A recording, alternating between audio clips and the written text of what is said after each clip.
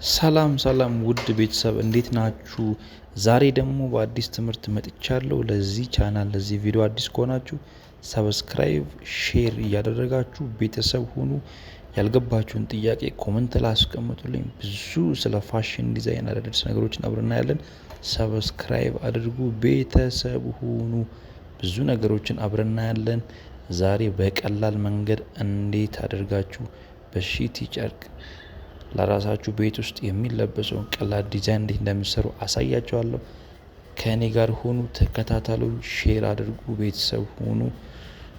እሺ እንመልከት።